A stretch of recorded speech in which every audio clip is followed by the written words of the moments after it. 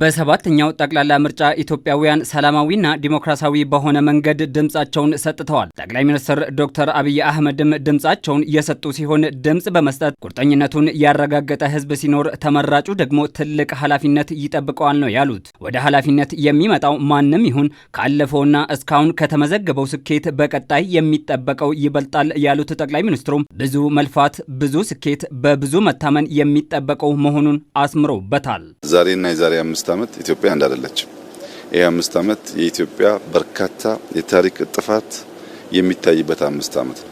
ይሄ 5 ዓመት እስካሁን ከሰራነው በላይ መድከም ይጠይቃል። እስካሁን ከለፋነው በላይ መልፋት ይጠይቃል። እስካሁን ካሰብነው በላይ ማሰብ ይጠይቃል። እስካሁን ከተደመርነው በላይ መደመር ይጠይቃል። የትናንትናዋ ኢትዮጵያ በሚቀጥለው 5 ዓመት አናያትም። የተቀየረች የተለወጠች ቢያንስ የማትለምን ራሷን ችላ የምትቆም በከባቢው አንከር የሆነች ሀገር ለማየት ብዙ ልፋት፣ ብዙ ድካም፣ ብዙ ስራ ይፈልጋል። እነዚህ እንመረጥ ባዮች ከየትኛውም ወገን ይሁኑ ይህ ታላቅ ኃላፊነት ገብቷቸው ዝግጁ መሆናቸው ያሳስበኛል። እኔ በግሌ ያሳስበኛል።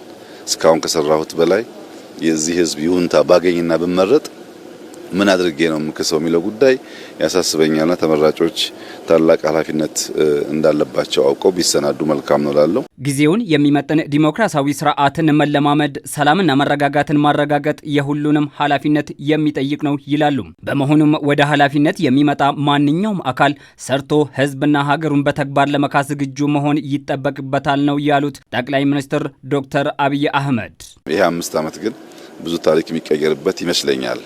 እስካሁን ላለው እንደ ጅማሮ ቢወሰድ ከዚህ በኋላ ላለው ግን ተባብረን ብንሰራ። ኢትዮጵያ ሁላችሁም እንደምታውቁት ጥንታዊ ሀገር ነው። ስርዓት ያውቃል፣ መንግስት ያውቃል፣ በሚያስፈልግ ጊዜ መሰብሰብን ያውቃል፣ በሚያስፈልግ ጊዜ መዝመትን ያውቃል፣ በሚያስፈልግ ጊዜ ዋጋ መክፈልን ያውቃል። ይሄን ህዝብ በትናንሽ ፕሮፓጋንዳ ሸብረክ ማድረግ አይቻልም። ታላቅነቱን ግን ያከበረንን አክብረን እየመረጠንን ሰርተንለት ህይወቱን ቀይረን ነክተን የምናልፍ ከሆነ ለሁላችንም ዊን ዊን ይሆናል። ሁላችን አሸናፊ እንሆናለንና አስደማሚ ጊዜ ነው። ታላቅ የዲሞክራሲ ስርዓት ግንባታ የሚታይበት ጊዜ ነው። ይሄ ጉዳይ ተጠናክሮ እንዲቀጥል ሁላችን እንድንበረታ፣ ያሸነፉ በታማኝነት እንዲያገለግሉ፣ የተሸነፉ ደግሞ በጸጋ ውጤቱ እንዲቀበሉ ማሳሰብ ፈልጋለሁ። በዚህ ቦታ የሚመጣውን ውጤት በጸጋ ለመቀበል በእኛ በኩል ዝግጁ ነን። ሀገር በጋራ ጥረት ትገነባለች። ልማት፣ ሰላምና የዲሞክራሲ ስርዓት ግንባታ በምኞት ሳይሆን በጋራ ተግባር ነው እውን የሚሆነው ያሉት ጠቅላይ ሚኒስትሩም ለዚህም ጠንክሮ መስራት ያስፈልጋል ይላሉ። የምንገነባው ሀገር ነው፣ የግል ጉዳይ አይደለም። ሀገር ሲገነባ ብዙ ነገር መተው አለበት፣ ከፍላጎት ባሻገር መሆን አለበት። ትናንት የነበረን የጸና አቋም ነገም የሚቀጥል ይመስለኛል። ብንመረጥም ባንመረጥም የፖለቲካ ፓርቲ ነን። ብንመረጥም ባንመረጥም ትልቅ ፓርቲ ነን። ይህ አስተሳሰብ ህዝብ ውስጥ እንዲሰርጽ ሁሉም ኃይሎች ይሄን ነገር እንዲያምኑ እንደምንሰራ ምንም ጥርጥር የለውም።